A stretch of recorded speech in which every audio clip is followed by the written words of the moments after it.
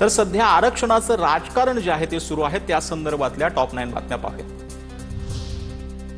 मराठा आरक्षणाच्या जीआर मधील मराठा शब्दावर आक्षेप, समता परिषदेच्या वतीनं मुख्यमंत्र्यांना आठपानी पत्र, जीआर मागे घ्या किंवा बदल करा, भुजबळांची मागणी।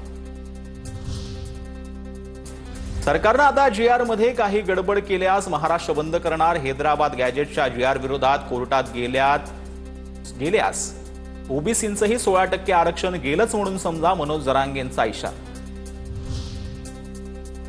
जीआर काढताना कुणालाही दबाव नव्हता, यावेळेला शासन निर्णय मागे घेण्याची आवश्यकता नाही, विखे पाटलांकडून स्पष्ट। तर जरांगेंनी काहीही असल्यास चर्चा करावी, अंमलबजावणीसाठी कालावधी लागतो, विखेंचं विधान।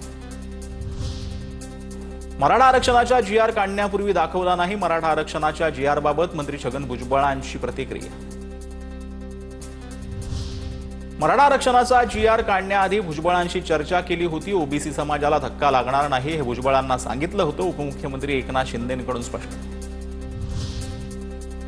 मंत्री अतुल सावेंच्या उपस्थितीत ओबीसी महासंघाची बैठकीत भुजबळांचं म्हणणं ऐकून घेणार, भुजबळांच्या शंकेबाबत चर्चा करणार, चंद्रशेखर बावनकुळेंची माहिती।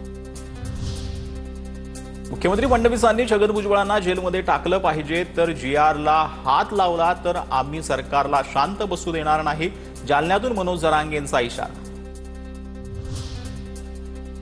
राज्य मंत्रिमंडळाच्या बैठकीनंतर मराठा आरक्षण उपसमितीची बैठक, दाखले देण्यासंदर्भात कार्यवाही करणार आणि महिला अखेरपर्यंत आता मराठा आंदोलकांवरील गुन्हे देखील मागे घेणार असल्याची विखे पाटलांची माहिती। तर भुजबळांसोबत चर्चा करून त्यांचा दुराग्रह दूर करणार असल्याचंही वक्तव्य।